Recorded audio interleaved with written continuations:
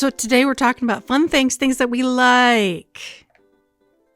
Fun things that we like. It's a nice, happy, positive episode about things we like. Yay, things we like. One sentence update. I cut all the magic stuff from my talk. Yeah. And you made it about stories, which is more direct. Yeah. But I think talking through the metaphor is of value. Yeah, there's the revision process, drafting process is never a waste of time. Yeah. So today this is recommendations of stuff we like for anybody who, is interested in I want to maybe there's some things that I might enjoy that I don't know about or it's just also just an opportunity for us to talk about stuff we like and have time Ventrals. to ventrals, yeah. So I've got categories: books, video, and music. Okay. I mostly have books. I have a little bit of video. It's mostly books and a little bit of video. I don't actually have any music because, if I'm going to recommend music, I'm going to recommend the Burgundian composers of the High Renaissance, like Ockeghem and Burgundian as from Burgundy, France, yeah. I have learned a word today. The Burgundians of the High Renaissance. They were doing some really beautiful ass stuff, modeled after Dufay in the Contenance Angloise. Everybody add that to your Spotify playlist if you are not boycotting Spotify, which is a thing that people are doing. Because I used to have subscribed to Spotify to listen to music ad free, and I stopped because Joe Rogan. Yeah, and I will happily resubscribe as soon as they dump Joe Rogan. But I use YouTube Music now. I have a YouTube Premium account, so I just listen to YouTube Music when I want to. Yeah, I also use YouTube Music. Yeah. So, for my music recommendations, the High Renaissance Burgundians are just High Renaissance Burgundians. Everybody put that in your search. Add that to the algorithm's gonna be so confused by you. But if you want just really look, the kind of harmonies that we like nowadays, the pretty triadic major sounding harmonies, early Beatles. That kind of music we like now was born in the Burgundians. Please please me, oh yeah, like I please you. Yeah, the Burgundians are the first people who would recognize the music we make now as being the same, built of the same structures, built of the same aesthetic values. Okay. Yeah.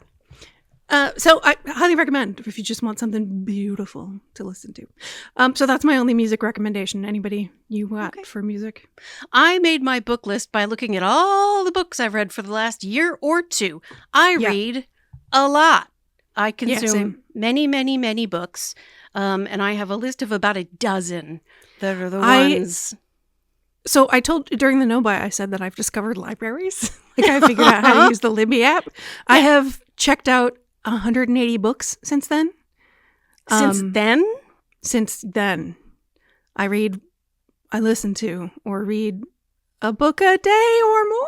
It's rare for me to get through that many in a year. But it also includes stuff that I just checked out to look at and then didn't read or listened to half of and was like, oh, I cannot. Yeah. This is not good enough. I'm not going to waste my time on this. So I didn't read all of them. And obviously the DNFs are not going to end up on our recommendation list. Oh, yeah, yeah. No, yeah. But I've also found new books that I've listened to many times since then. Well, that's really good. So let's start with those books that you've listened to many times.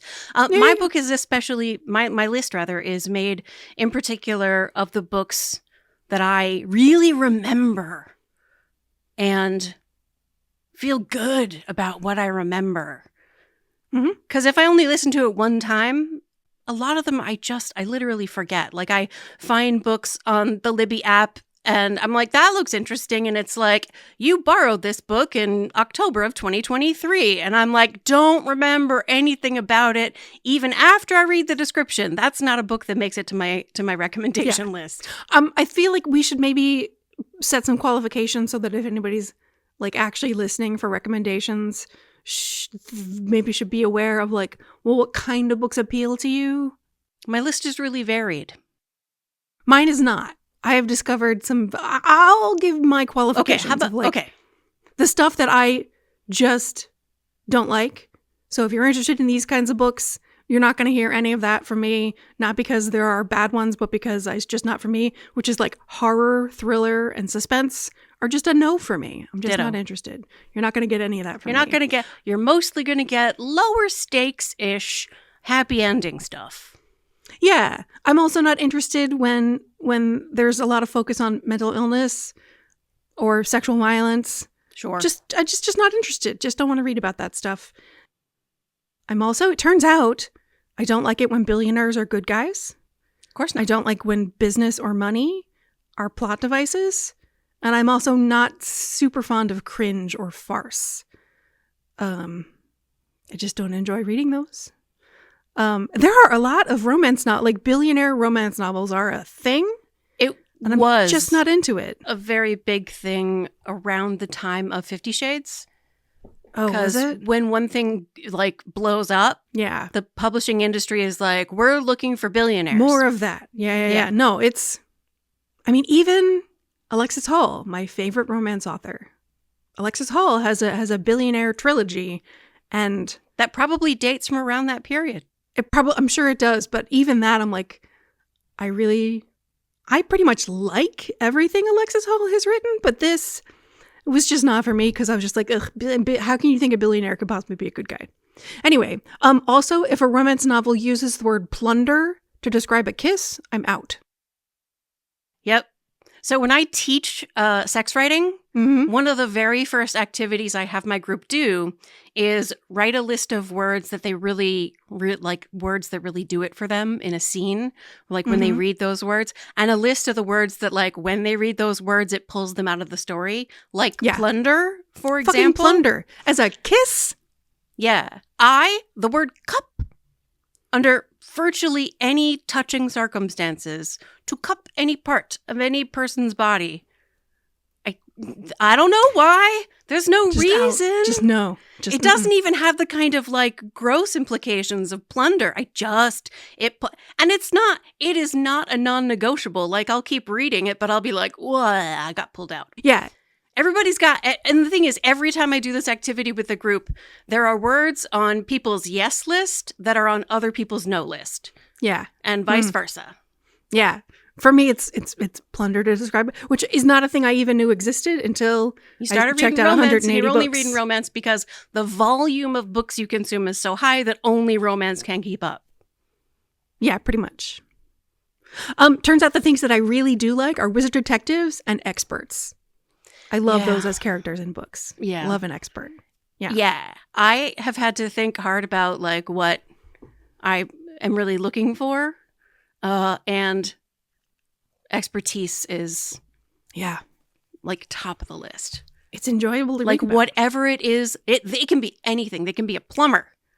But if they're like gifted and committed, I love me some competence porn. Oh yeah, competence is it's totally great. It's really nice and comfortable to read about somebody who is good at the thing they're doing. Yeah. Even if they start out not good and you go with them on the journey of learning to be good at it, I can get into that. Yeah. Okay, those are the parameters. Mostly happy endings, no gore. Yeah. Okay, go ahead. Pretty much everything Brandon Sanderson has ever written, but in particular the Stormlight Archives. Just in case anybody has not already tried this series of books. I have not. They're so good. I mean, you don't really love a wizard detective, and the Stormlight Archives are full of wizard detectives. Like, all of the Radiants are wizard detectives. But if the audiobooks are good, I can listen to almost anything. The audiobooks are read in an old-fashioned, slightly formal way, but with commitment. Yeah, I'm not bothered by. I mean, I can listen to a wider range of narrators than you can. Then you'll definitely like Okay, what's the first one? The first one is Way of Kings. Way of Kings, and what's the best one? I could not possibly pick a best one. Okay. So, Way of Kings, and how many are there? 5. Okay, so this is not getting into like a 15-book series. There is going to be a 15-book series, but so far there's only 5. So far there's only 5. Get in there now so you can decide whether or not you want to make that commitment. It's a contained arc of 5 that will be followed by another contained arc of 5. 3 contained arcs of 5. Potentially could be another contained arc of 5 following that, depending on how long Brandon Sanderson lives. Yeah. Because it takes him 2 years to write each one of these. They're 5,000-page books. They're huge. Jiminy cricket. Yeah, I think the audiobooks are about 50 hours each. So that's value for money right there. Absolutely. Though I'm going to get it from the library. Yeah, you're going to have to wait a while to get it from the library. There's 17 weeks is what I'm going to have to wait. Yeah. Yeah. And it's 45 hours long. But if you just log into my Audible account, you can just listen to mine. Okay, I'll probably do that. Okay. Okay, that's one that we have made it to one recommendation so far. Yeah, full of wizard detectives. Chock-a-block. I can recommend a 5-book series also. Mm-hmm. The Thursday Murder Club by Richard Osman. Apparently, it's now been adapted into a Netflix series. I don't have Netflix, so I can't say anything about that. But these are cozy mystery type situations. There is some real life stuff because the Thursday Murder Club is a group of retirees. And so there's a lot of confrontation with aging and with the loss of people that comes with aging. So it's not 100% lightweight fluffy, but I have found them so delightful that I'm really considering buying them because they're re-listenable. Oh, great. The narrator changes partway through the series because the original narrator died. Dude. Okay, cool. Thursday Murder Club. I haven't listened to those. I will check them out. Yeah. My next recommendation is, of course, everything by Alexis Hall. But of course, they vary widely. Alexis Hall has written everything. And I in particular want to recommend those that do not have explicit sex in them because I prefer that in a book, not to have a lot of explicit sex or any explicit sex. And so the Alexis Hall books without explicit sex include, from order of like best to least loved by me, 10 Things That Never Happened. The audiobook of that is double plus magnificent. It is the audiobook of 10 Things That Never Happened is awesome. You'll love it. It's great. And there's no explicit sex in it. The boyfriend material and husband material are like big bestsellers. Boyfriend material in particular, the audiobook is great. Not as necessary as for 10 Things That Never Happened. But there's no explicit sex in it. Husband material has more like farce cringe style scenes that I don't like as much. And there's a new one coming out called Father Material that is not out yet, so I can't recommend. But both of those, no explicit sex, yay. Also, Paris Dallencourt. Paris Dallencourt. Dallencourt.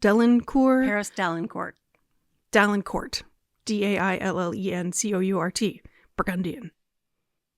Is one of the baking books, and the main romantic interest is waiting till marriage. So there's no like explicit sex in it. And the non-romance book, Affair of the Mysterious Letter, which is a Sherlock Holmes, not parody, but like style thing. It's great. I really like it. And it's a bit fantasy magic. Yeah, it's fantasy magic. It's literally a wizard detective. And the audiobook is Sexy Pants. Magnificent. It's read by Nicholas Bolton of the Candle Message fame. We should get the Candle Message and post it here so people can just hear like Yeah. what we're talking Even just about. an excerpt Just like of how great his this voice is the is. voice. When And he's literally the best audiobook reader. I've listened to Period. thousands of audiobooks. Yeah, And easily. he is head and shoulders above the rest. Yep.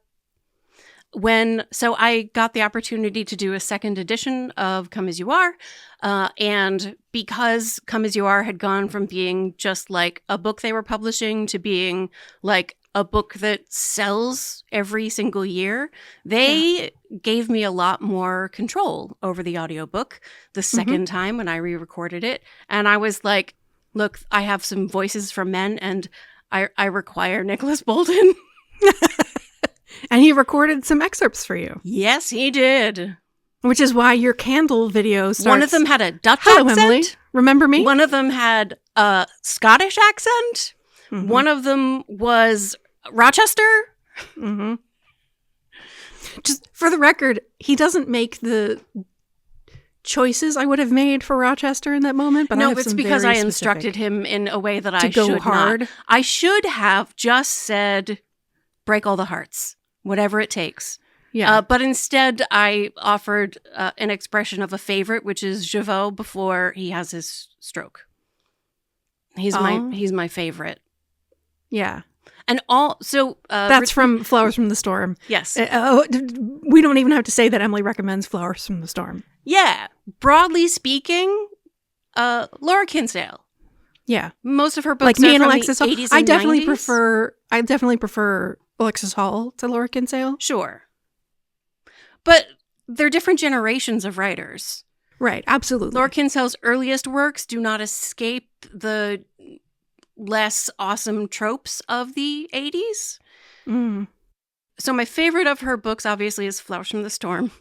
Because Obviously. there's a lot of like, I get a lot of extra value from that book because of my background in cognitive science. Right. And my next favorite is Lessons in French, which is a romantic comedy. More fluffy. Yeah. And there's absolutely sex on the page in both of them. Yeah. Although I have to say that another one of the Alexis Hall books that I really like is For Real, which is it's like 40% explicit BDSM sex. Yeah, a lot of And- her early books in particular. I generally kind of just like skip through the sex because like I don't care. But the thing about Alexis Hall is that the sex very often advances the story Yes. or includes character development. In So good like I would romance, skip that is what sex happens, yes. and be like, I don't know what happened. I have to go back and read the sex to find out who these characters are now that they had that sex. Like, how did that happen? It's like, you have to, it's also about an age gap relationship, which Sure. I haven't read any good age gap relationship books ever. And this one's great. I seem to be wrong about How to Bang a Billionaire. Its pub date is listed as 2018, which is well past. After, yeah. Yeah. I always recommend Alexis Hall's Lady for a Duke, which is a historical with a Yeah. trans heroine. And the thing I particularly liked about that is that a lot of times you assume that with a trans character, like the tension's going to be being outed, or the main character like coming to accept that, this person in an unexpected body is a woman. That's not it at all. The main conflict is that they've been friends all their lives, and the hero in this case is shocked that he didn't know she was a woman. And all this time he's been treating her like a man, and he's like kind of ashamed and embarrassed, and like it's just that he didn't know she was a woman. So now where does that put them? And it's not delightful wish fulfillment. Yeah, it's great. So good. Yeah. It's nice. So Alexis Hall, Yeah. I own that one, yeah. lots and lots of differences. Yeah. And there's only like one explicit sex scene in it, so it's light on the sex. If that's what you prefer. Okay, other romances? KJ Charles is an author I discovered. KJ Charles, according to her like acknowledgements pages, is friends with Alexis Hall, and they kind of help and edit each other's books and like get each other advice. Yeah. And Yeah, so no wonder I like KJ Charles. In particular, the Will Darling series, which is a trilogy. Oh, yes. If you like Peter Wimsey, you will love the Will Darling trilogy. The Will Darling trilogy. It's really good. It is obviously inspired. I mean, there's some sentences that are identical. Yeah, I've read all of those books many, many times, and it feels very Peter Wimsey. Peter Wimsey flavored. I mean, it's not just Peter Wimsey flavored. Yeah. It is a cut from the same cow. Yeah. There's a lot of explicit sex in them, but it is sex you can skip. Yeah, I would agree with that. It's not unmissable sex. It's not character. I mean, there are feelings that happen, but it's not, you can still, it's fine. Yeah. If you're not into reading the sex. But if you are into reading the sex, I think it's pretty nice sex scenes. She doesn't use the word plunder to describe anything. Yes. And there's also the Magpie series, which I particularly like because it's wizard detectives. There's a super competent wizard in the Magpie books. Is this also KJ Charles? Also KJ Charles, yeah. There's, I think 3 novels and some short stories. Maybe 4 novels. Maybe one of the novels is like a spin-off novel, but it's still in the same Magpie series. That one is interesting in the choices that there's a hero who's like the big, tall, dark, handsome, and like the wizard detective other hero is like 5 feet tall, short, skinny. It's challenged my imagination a little bit because it didn't conform to any of the many, many, many, many, many, many, many, many other books I've read. Okay. KJ Charles. KJ Charles. Alexis Hall. Yeah. Side quest to Laura Kinsale. Yeah. Especially the audiobooks. Especially the audiobooks for Laura Kinsale. Nicholas Bolton also reads a bunch of Alexis Hall. Yep. The audiobooks for 10 Things That Never Happened. The audiobooks for the Will Darling series are also very good. Yeah. Is that Stephen Crossley? Am I misremembering? It is Stephen Crossley. Yeah. No, it's Cornell Collins. Oh, okay. Cornell Collins. But he sounds a lot like Stephen Crossley. He sounds a lot like Stephen Crossley. If you ever see Stephen Crossley listed as the narrator, listen to that. It's probably going to be pretty good to listen to, even if it's not a good book. While we're here, let's recommend audiobook readers that you can listen to them read pretty much anything, and you'll probably enjoy it. Julia Whelan, Whelan. Julia Whelan, who herself has become a romance author, having narrated so many. She's like, let me try. And she's like, I could do this. And I really enjoyed Julia Whelan also as an author. Yeah. Mary Jane Wells is another. Yes, Mary Jane Wells, absolute number 1 for the romance comedy. She's not as good at accents as Julia Whelan, whatever it is. Whelan. But she is funny. Yeah. Mary Jane Wells is funny. So funny. Yeah, she goes all the way with the funny. And probably most people won't be bothered by the slightly not as good accents as me, because I have a bugaboo about. Yeah, she has when she does American, is a little bit like chewy. Yeah. It's still very fine. good. It's fine. It's fine. It's totally good. Tolerable and absolutely worth it because she does bring the funny so much. She so brings the funny. Yeah. So audiobook readers. I have 3 romance authors we haven't talked about. Abby Jimenez with a J. Jimenez. Yeah, Abby Jimenez. Not for me. Not for you. Not for me. Pretty much anything of hers is going to be totally worth my time. Absolutely. Okay. In particular, yours truly has an autistic coded hero, not diagnosed on the page, but like real autistic coded. I think he's formally diagnosed with anxiety or panic, maybe OCD, and a lot of what look a lot like autistic traits have been sort of allocated to this diagnosis. But it's good. Good. A couple of emergency room docs in case medical settings are not for you. So Abby Jimenez broadly, yours truly in particular.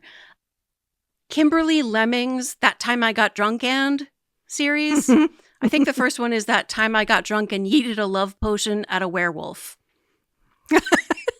That sounds like it's up my alley. I mean, it's absolutely there. It uses all of the language and ideas of Dungeons and Dragons. Mm-hmm. Like, they have adventuring parties. Mm-hmm. So they're very fun and absolutely worth your time if you are into that kind of thing. There is sex on the page, 100%. And then Misha Pop, M-I-S-H-A, Misha Pop, has written, I think there's 3 books in the Pies Before Guys series, which does have as a side part of the plot that she uses magical pies to kill the worst men. Okay, see, the phrase pies before guys would have made me think no, but using pies to kill men? Yes, I'm in. It's actually, so, spoiler, if you're like, I want to read the Pies Before Guys series and not have any spoilers, skip over the next 30 seconds because I'm about to say what the secret is that makes it kind of okay that she does murders. Okay. The wish that she mixes into the magical pie is not die. It is do whatever it takes to change. Do whatever it takes to change. And very occasionally, I like the that. guy doesn't die. He actually does change. But usually, nice. I'm into that. what it takes is for him not to exist anymore. Wow. And it's super, like, it's secret. And the only way she gets business is to, like, have recommendations from people who used her services. She does not take money for it because she just runs like a pie food truck otherwise. About 2 weeks wait from the Boston Public Library. Totally worth it. Totally. Unless totally my wait list, you're only allowed to put 10 at a time. Yeah, I now have 10. I usually leave one for, like, in case something comes out and I want to put on the wait list right now. Sure. So I usually only put 9, but now I have 10. I have one other romance author, Helena Greer, and a book called Seasons of Love. These are queer romances that are holiday set, super-y wicked cozy, very warm and delightful way to spend your time when you want to escape from gestures broadly. Great. Are you familiar? No. Worth trying. There's another romance author who I like about half her books, and that's Alyssa Cole. Yes. Yeah. About half her books, I mean, they're all good, but about half of them were like, oh, yeah, I totally recommend these for everybody. And that includes the Royals series. Oh, yes. Which end consistently with people getting therapy, which I just love. So wonderful. Like, it's clear that the things that keep the people apart are themselves and their assumptions and their own feelings and their own hangups. And so, like, this resolves in, like, I just need therapy. You read your first Alyssa Cole novel in 2018. Yes, I did. On the train and home. It was a Royals book. Yes. On the train home. I got it, I think, for free. Yep. At the Romance Writers Association RWA conference. in 2018. Yep. And I read on the way home and I was like, this is good. Yeah. And then I never read anything else. And then I figured out the Libby app and read all of them. Yeah. And the Royals series are totally my thing. Yeah. Alyssa Cole, broadly speaking, I like every book of hers that I have read. I like them all. I don't love them all. And there's a new series that she just started that only one book is out so far, called, and that one's The AI Who Loved Me. That was so up my alley. That was an Amazon original audio. Yeah, and now it's available. And now as, it's like, available regular... as an actual book. It's really good. It's great. It is great. Very expectation defying. And it's great. It's absolutely the kind of, like, sci-fi fantasy awesome sauce that I'm just totally into. Possibly my very favorite romance author of all time is Courtney Milan, Milan. Yes. Courtney I just Milan. read the her Royals series of, like, the Duke Who Didn't and the Marquis Who Mustn't and the Earl Who Isn't. Yeah. They're great. They are great. One of my, like, I can listen to this forever because so much of her work is self-published, not everything is available as an audiobook. Yeah. Explicit sex on the page, but not much. And skippable. Yes. Unclaimed, the Turner Brothers series, is one that even though I don't love the narration, it's an audiobook that I can just listen to over and over again. It's one of my favorite kinds of heroes. But also The Duke Who Didn't. Yeah. That's the ones I just said. The new series with heroes and heroines of color that are historical. Yeah. They're great. I fucking love The Duke Who Didn't. Me too. I really like it. It's great. I do think The Duke Who Didn't is my favorite of that series. Yeah. It's the funny one. It's the funniest one, for sure. Yeah. It's the funniest one, yeah. But they're all good. They're all good. I think the book maybe right after The Devil Who Didn't is The Devil Comes Courting, which is darker, but it's so good. That heroine is so good. It's so good. I didn't find that one. Number 3 in series, The Devil Comes Courting. I don't think that's in the Duke Who Didn't series. It says it's number 3. It's in the worst. Oh, it's a saga. heroine named Amelia. Shit. It is hard for me to listen to the sex scenes because her name is Amelia. Gross. That's how good it is. Is that I can let that go. Okay. I'm borrowing it. Not the audiobook, just the book. Yeah, the audiobook is I also find fine. it uncomfortable to read about heroines named Amelia. So far, it seems most of the Amelias are like blue stocking nerds. Let me offer you something. Here is another if you're going to read The Devil Comes Courting and you don't want any spoilers at all, skip over the next 30 seconds. I want to offer Amelia something so that maybe it's more tolerable to read about a heroine named Amelia. Amelia is the name given to her by the Christian missionary who steals her from her family. Stolen. Yeah. And she does not know what her name is. Oh, okay. So it's not really her name. Yeah. I read another one by another author. Cat Stevens is the name of the author. Yeah. And yeah, she's pretty good. Not like top tier, but totally readable. Yeah. Totally likable. Cat Sebastian. I think Cat Sebastian. Yeah. Yeah. Cat Sebastian is like, I will borrow from the library absolutely any Cat Sebastian in the world. Yeah, and I think she has one with a heroine named Amelia who is a very like autistic coded, like free thinking, nerdy. Sure. Yeah, and it seems like every Amelia. Seems like that. Yeah, this Amelia is also kind of like that. One of those. Yep. Yeah. The fuck. I don't know, man. Apparently, I'm a type. Those are all my romance, and the rest are just individual titles that have particularly stuck with me. Great. Let's hear them. A difficult book, but a memoir that, like, I'm not a person who reads serious literary stuff because it does not make me happy. And this book did not make me happy, but it did give me such warm, tender feelings and such awe of the ability of this writer that I forgive it all its literary prowess. And that book is I Am by Maggie O'Farrell. It's a memoir about times she almost died. And skip ahead 30 seconds if you want no more information about it.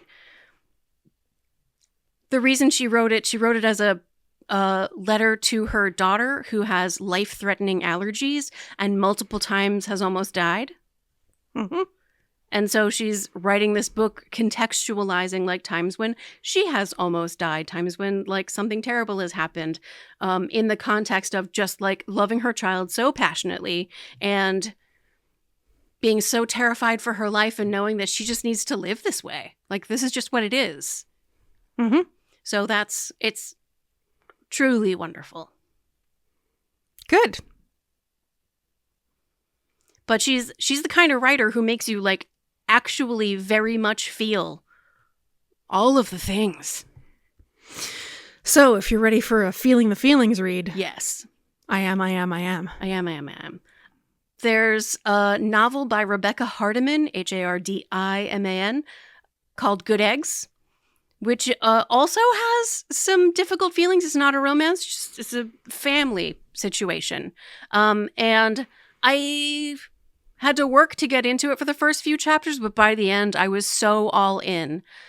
So I listened to a very large number of audiobooks while I was traveling for the Come Together book tour. Mm-hmm.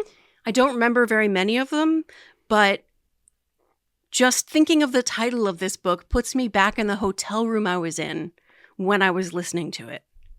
Like, it's that vivid. And like the feelings I was experiencing alone in my hotel room because I was listening to this audiobook while I put on my makeup getting ready for the event.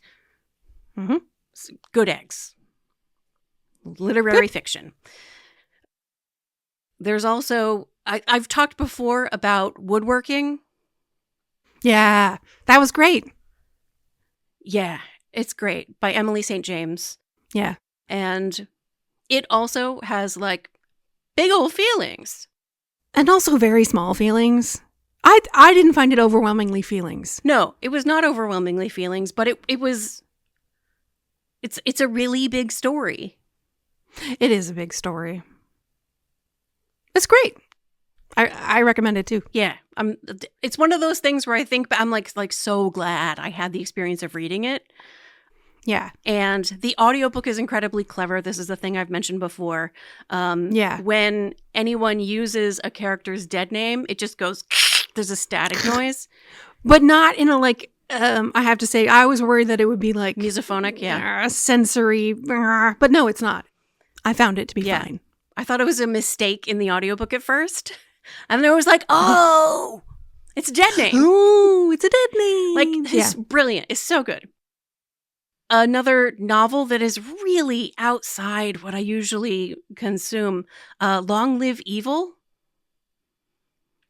which is like a big ol' high fantasy novel. Oh, I love high fantasy. I have definitely I like urban recommended fantasy better, this to but you. high fantasy is... Long Live Evil, a story for anyone who's ever fallen for the villain. It is book 1 in a series that is so far just the one book long, as far as I know. Sarah Rees Brennan, R-E-E-S. R-E-E-S. Oh yeah, Sarah Rees Brennan. Yeah. She's great. Long Live Evil has really stood out for me. And then the last one is another memoir. It's another book written to daughters. It's Ali Wong's Dear Girls. Mm-hmm. And honestly, possibly my favorite part of it. So Ali Wong is Ali Wong. She tells a lot of raunchy stories. But there's a postscript written by her now divorced husband, Dear Girls. And it is so sweet.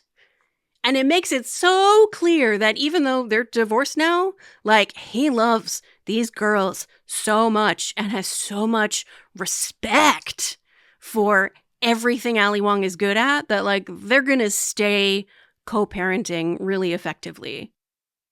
And I'm so glad that we get to hear from the dad who's like, I have had to learn to stand there and listen to your mother make fun of me in front of audiences of thousands. And like, he's got an MBA from Harvard and shit. Yeah. Right? So he didn't have to put up with that. He didn't have to leave his career in order to support hers. But that is what he did. So, Dear Girls by Ali Wong. If you're okay with if you like Ali Wong, I think you're going to love Ali Wong's book. Well, that makes sense. Those are all my books. I have one more author to recommend. Okay. That is not romance, but is just if you just want a super silly and an audiobook that's just like great. The author's name is Yahtzee Croshaw. Sci-fi, silly, funny, like almost Douglas Adams flavored, but like more nihilistic. That's pretty funny. It's pretty funny. It's clever. And he's a comedian and he reads his own books. Yahtzee, Yahtzee, Croshaw. So things that aren't books for people who Things are that aren't like, books. I'm not going to read or listen to a book. I have 2 video recommendations. Okay. The first is a game streamer. Look, several years ago, you told me there was such a thing as video game streaming where people watch somebody play a video game online. And I was like, that sounds dumb. Why would anybody watch somebody play a video game online? I still kind of feel that way because the streamer I have to recommend is called Dr. Gluon, Drgluon. And you don't watch him play video games. If you go to watch game content from him, you are going to be frustrated and annoyed and disappointed because what he does is sort of like play every game in the worst way possible, like just to be silly about the games he's playing. And it's very entertaining. He's an artist with a degree in like cartoons or something like that. He does art. He sings songs. He's so wholesome and sweet and funny. And his community is fantastic. Everybody's so nice. It's really well curated. Most of his admins are women, including several women of color, not admins, mods. And like, he's really great. So, Dr. Gluon, if you want to watch a streamer who's got so much content, so many YouTube videos, and they're all like very silly and fun and just like escapey good time. He's terrific. You should watch Dr. Gluon. I own Dr. Gluon's swag, merch. That's how much I like Dr. Gluon. Wow, that's intense. I am a member of his YouTube channel. Before I quit Twitch because fuck Bezos, I quit Twitch because fuck Bezos. But before I quit Twitch, I was a member on his Twitch channel. He's great, and he draws cute things. I am a member of Jessica Kelgren Fozard's club. I'm a clubby. Yeah, Jessica Kelgren Fozard is a YouTuber. Another YouTuber, yep. Who's great and fills me with joy. And I don't think we've ever talked about her on the channel. I think in passing, we've mentioned her. So there aren't very many of my YouTube followers that I'm like, here's a thing that's going to make your life just feel really nice and better. But Jessica Kelgren Fozard is one of them. Yeah. Here's a Dr. Gluon story. When I knew, I was like, I'm going to keep watching this guy. I'm going to send this guy money. He was playing a game with some other people on the channel. And one was you watch a video clip and you write a caption. And, you want to write a funny, clever caption. And the caption he came up with, so there was a video clip of a guy carrying a woman and like dumping her into the pool. And most of the little like captions were like, that's what you get. And his caption was, that's me off to jail. Right? Yeah, that's good. That's good. And I was like, I'm sending this guy money right now. I'm sure everybody knows about We Rate Dogs. Yeah. I only peripherally. They have a podcast. Oh. Called The Dogs Were Good Again. Okay. And very often it's very lightweight. It's just sharing really charming, like really heavily curated, delightful dog content. And every show you get introduced to an adoptable dog. Oh. Which is, it's great. It's delightful and a soft place to land. And occasionally it's really serious. Like there was one episode that was about police violence toward dogs. And that's like, it's heavy, And aren't you glad that somebody who has made their whole career talking about how good the dogs are, somebody who is not of the I like dogs and I can't stand people, he absolutely is like, dog rights are human rights. Like, the dogs can't be okay if the humans aren't okay. Yeah, yeah. So you can't feel worse for the dogs in Gaza than you do for the humans in Gaza. Right. Great. Yeah, he's sometimes, I mean, when people's platforms explode beyond any of their intentions, it's going to amplify whatever was there already inside them. Yeah. And every now and then their platform explodes and it reveals like a truly wonderful person. Yeah. I'm only going to make one other recommendation, which is, broadly speaking, TTRPG actual play. Yeah. That's tabletop role-playing games, for those who aren't as nerdy. Dungeons and Dragons. There's two in particular that I recommend. I broadly recommend Dropout TV, we both subscribe to Dropout. We both subscribe to it. I actually became a VIP subscriber. I give them extra money because I know that the way they spend it is like the way I would like them to be spending their money. Mm-hmm. And there's several shows on there that I like a whole lot. But the two most popular shows are my two favorite shows, and those are Game Changer and Dimension 20. Yeah. Brennan Lee Mulligan is another one of the, millennial white guys whose platform blew up wildly after years of and struggle. Uncovered a truly good guy. Yeah. I like the best of all the white guy DMs. He is. Yeah. He's a real one. And I have to say, Dimension 20 is fast-paced. Yes. The players are entertainers. They're all improv comedians and writers. Yeah. So they're very like story-focused. Yes. And the minis and the lighting effects. Yes. Especially design. as the series have all just it's great. It is my favorite. The production D&D values. It is my favorite series. also. Yeah. It's the quick. I listen to it on like 1.5 or 1 1/4 speed because it can grind a little slow at times, but mostly it's great. Totally worth watching. You can definitely escape for and there's so solid much of it. 40 hours. There's so much of it, and it's very escapist. And some any of it season is where not the DM as, is a Bria Iyengar, watch that. You gotta watch that. That's definitely the best. Those are they're great. There's one season where Matt Mercer is the DM, is, and that is very worth watching. Worth watching. And you don't have to watch. It's like a prequel to another series. Yeah. And you do don't not have to watch that that other series in order to understand what's going on in this series that Matt Mercer DMs.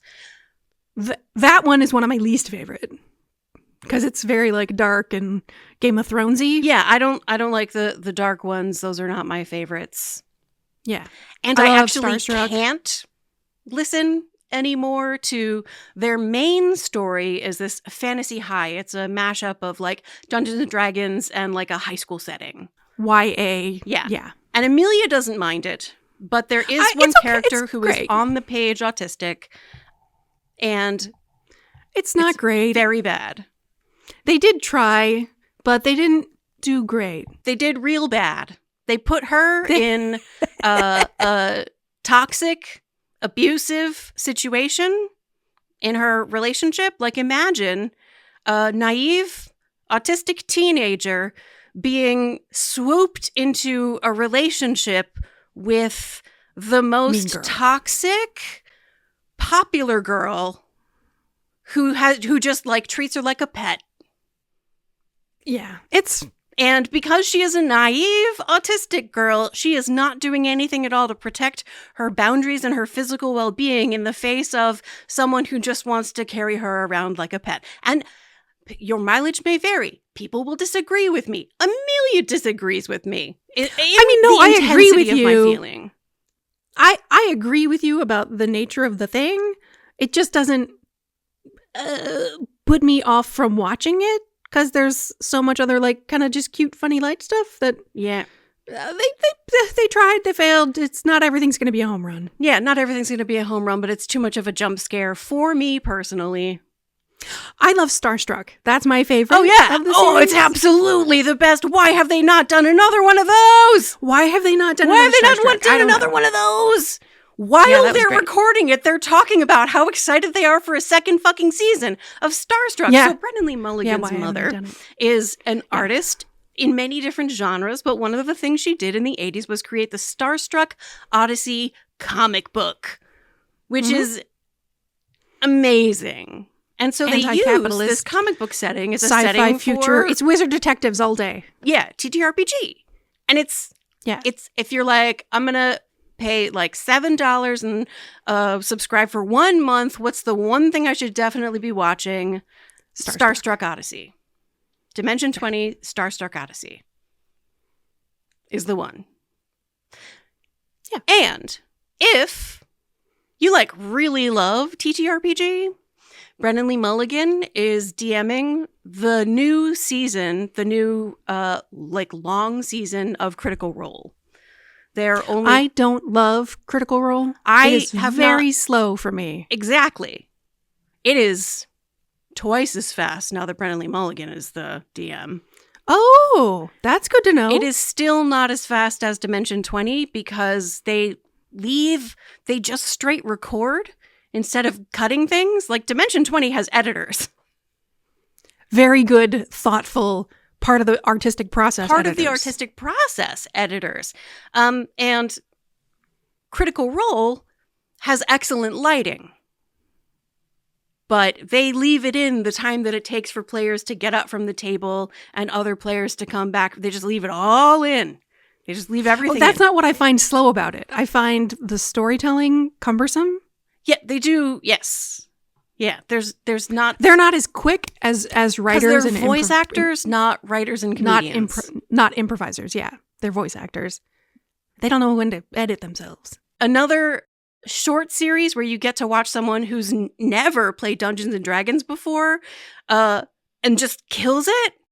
It's the one... Reika is an orc. Oh, yeah. And she sits next to Matt fucking Mercer.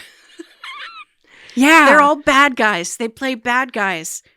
Yeah. That's a great season. That's a fantastic season. And it's nice and short and digestible. Yeah. I think if you're not sure, if you're into D&D and if you can watch this, watch that season. Especially if you already like Lord of the Rings, because it's basically like the bad guys in Lord of the Rings. What happens after they drop the ring in the lava? Magma? Escape from the Bloodkeep. Escape from the Bloodkeep, yeah. Reika Shankar has never played Dungeons & Dragons a day in her life. They sit her at a table with Ife Wadiwe, Matt Mercer, Amy Vorpal. Yeah, who is also a dungeon master. Yeah. Yeah. She's literally sitting next to Mike Trapp. Matt Mercer. Yeah. Right? Like they're all big. Oh. Is it Matt or is it Mike? Sorry, never mind. Mike Trapp, yeah. You're right. I'm wrong. And she takes the biggest swings. She's awesome. She's a fucking rock star. All these other people at the table have been playing since they were kids, and they're like, she's rocking their worlds with the choices she is making. Yeah. She is making Matt Mercer cry. Yeah. It's so good. Yeah. So if you're like, no, but I want like high fantasy. I don't want like a comic book setting. I want high Lord fantasy. Of the Rings, only like really funny. Like it's what happens after the ring goes into the lava, but make it The Office. Yeah. It's great. That's a really good season. And they're the bad guys. And they're all the bad guys. So so that's another. And if we're rewinding to like when you were first getting into this stuff, I was like, you gotta watch this. This is really good. And I was particularly recommending Matt Mercer. And you were like, but he looks like with his hair. I still, like, I haven't gotten fully over it. He's got like shoulder length hair, and he wears unbuttoned vests over t-shirts and like leather bracelets. Very 90s creeper. It is a vibe that does not work for me. Does not match his heart. Oh, he's so good. And I was like, you're gonna watch, and you're gonna text me. You were right about Matt Mercer. And you were right about Matt Mercer. I was right about Matt Mercer. He's a truly he does not look delightful person. Sweet and just delightful. He ought to be wearing. Why does he look like that? I don't know. And it's not that he's like cardigans. I'm not saying he's not good looking. I am saying, why is he making the choices of he makes some aesthetic the boys choices we went to junior high with? Yeah. Like the greasiest. Real. He's not greasy. Yeah. But he's like still dressing. Yeah, I know. Yeah. It's unfortunate. He has a his beautiful look does voice not match his because he's a voice actor. He has a beautiful voice. Yeah. And a sweet heart. Truly. Like so sensitive. Yes. As a storyteller and as a guide and a leader. And I'm not going to cape for like millennial white men don't need any help. But Brennan Lee Mulligan and Matt Mercer hug for many seconds in a row, full body, chest to chest, hug each other, and whisper, "I fucking love you, man. I love you too." Yeah. If you're like, I am done with fucking toxic men. Yeah. And you just want to see what it looks like when a white man is like, he's a person. He's a yes. Yeah. For other millennial white men, Dr. Gluon is the same situation. He's got this epic bromance with another Sims creator called James Turner, and they are just like best, like, I love you, man, dude bros. They're so fun, and they play games together, and it's just like sweet and great and non-toxic and because they're terrific. Playing these games, they're like doing this collaborative improvisational storytelling. They make each other cry all the time. Yeah. Yeah. There's one season that ends with Brennan Lee Mulligan saying, "Gotcha. I hope it's okay I wrote you a love letter." Yeah. It's so good. Yeah. So if you're like, I want high fantasy and I don't mind if it's not super fast paced and highly edited, then get into the new season of Critical Role, which is available on Twitch, YouTube, and they have their own streaming platform called Beacon. I went ahead and subscribed to Beacon so that I don't have to watch it on YouTube. I'm doing a YouTube cleanse currently because it's impossible for me to watch anything on YouTube without it serving me politics. And that's true. For the sake of my blood pressure, which is creeping into places where I need it not to be.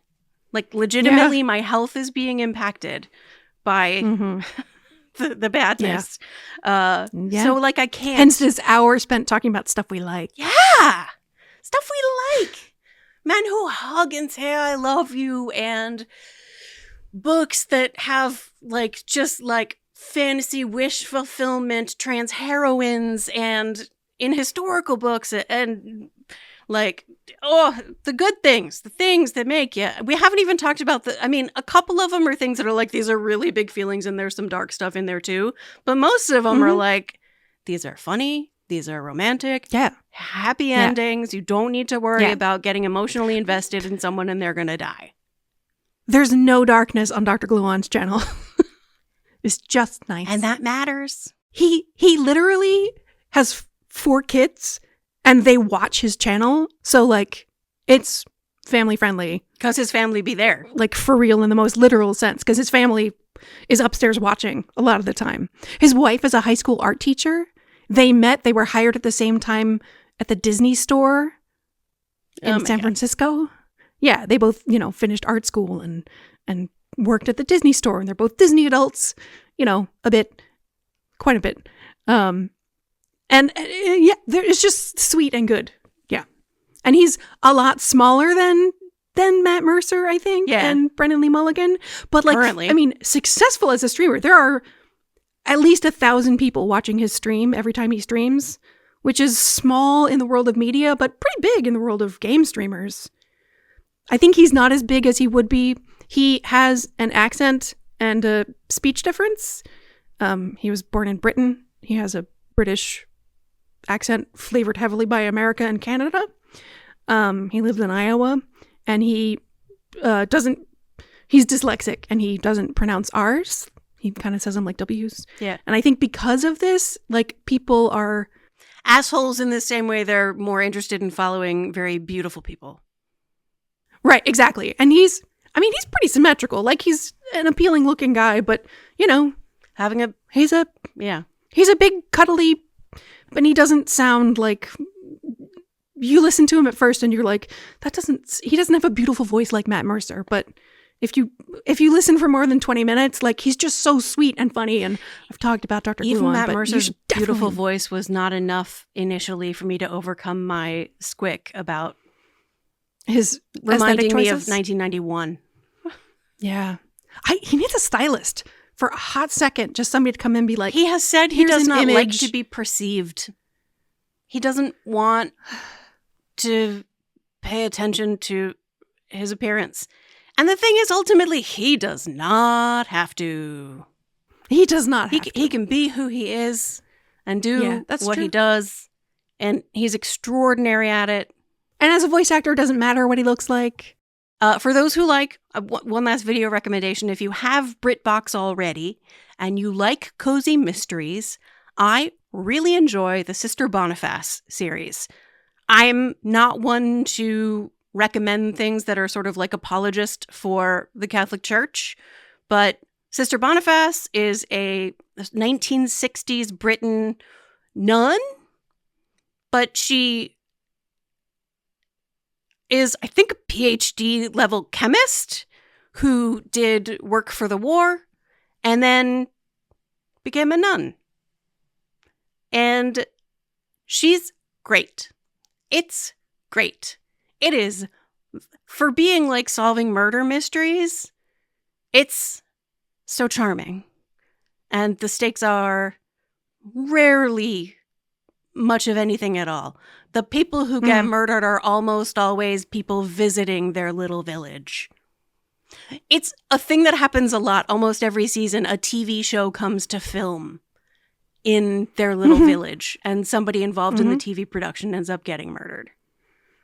It's, if you already have, don't subscribe to BritBox just to watch Sister Boniface, but if you already have it, and you're like, I see that nun, and I'm just not sure, dive in. Go for it.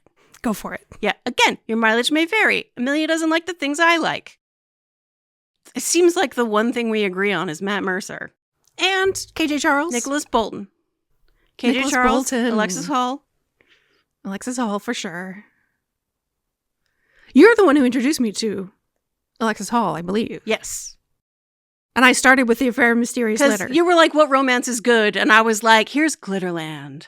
Oh, yeah. And I was like, okay, there's a lot of sex in this book, but it's actually, like, good. Well, first of all, it's read by Nicholas Bolton. Yeah.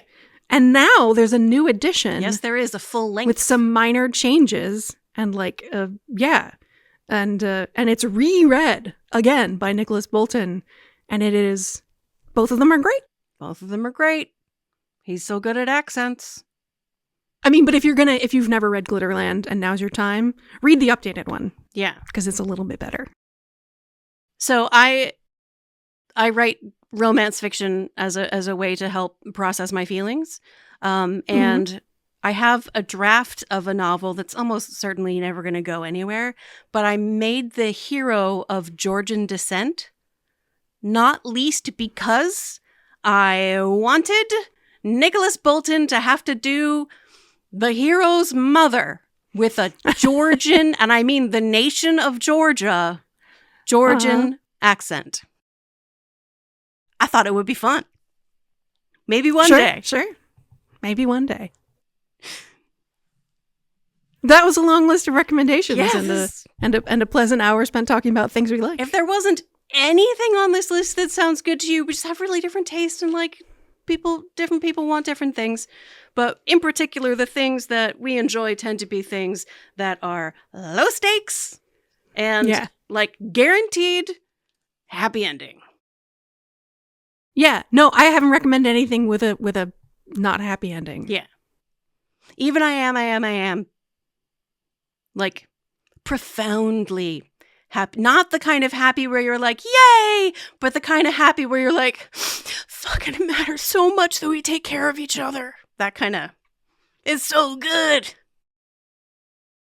And I cut all the magic from my talk. Speaking of magic, if I'm going to recommend one other author that is already so famous, nobody needs me to recommend him, but John Scalzi, another Gen X white guy who's doing it correctly. Yeah. Who, totally. Another one, Ben Aronovich, who writes the Rivers of London series, more wizard detectives, but like there's a kind of like a bad trans, like where the wizard detective runs into an apartment and somebody's in bed with like the blankets up covering their chest, and the wizard detective says, "Are you a guy?"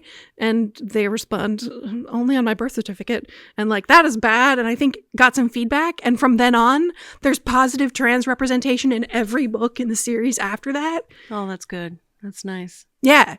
Including like a trans wizard who's learning how to fly. That's her main goal. And he thinks thoughtfully about like how hard it would be to wait 18 years to get your identification updated to the correct gender. Like, it's, dude got feedback and responded correctly. That's what it should be. That's what it should be. That was a lot of recommendations, a lot of good things. And if somebody for sure learned something that they're going to read for the first time and be like, oh yeah. And if nothing else, I feel like I got to roll around in the good stuff for I got to roll around in the stuff I like. And I got at least 2 books that I'm going to get from the library because of your recommendations. Yeah. And you probably won't like them because we don't like the same thing. No, I'll probably like them okay. Just, I think we like the same things. We just don't have the same favorites. Yeah, we don't have the same favorites. 100%. Yeah. Way of Kings. Way of Kings. 45-hour audiobook. 45. You can listen to it on like 1.2 speed. Yeah, I'll do that. I mean, there are some audiobooks I listen to on 2. Yeah, me too. Yeah. Because you're like, I just want to consume this and have it be done. Yeah, no, this isn't that. This is, I think the readers are very deliberate and slow. Yeah. And sometimes my brain sort of just works faster than the speech. Yeah, for sure. A lot of people with ADHD, they just need it to go faster. Or their attention will not hold. So you go ahead and listen to it on faster speed. It's fine. Yeah. It's not like there's nuances of emotion that you're going to need to whatever. Yeah. And if you want to go back and listen to the nuances of emotion, you can do that the second time through. Right. But I really love Way of Kings. I listened to Way of Kings the first time and was like, yes for this series. It's just so very my thing for me. I think you'll like it. It might not be your favorite, but I think you'll like it. Okay. I think we did the thing. And we did the thing. Yeah. We can cue the ukulele. Thanks for listening again. Bye.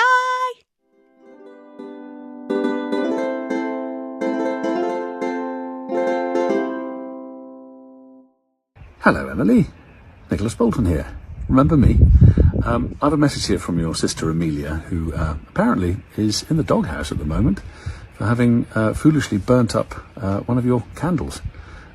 She's feeling terrible about it and went so far as to reach out to me for a team effort apology. So we both hope this goes some way towards making you feel a little bit better about the whole situation. She's very sorry.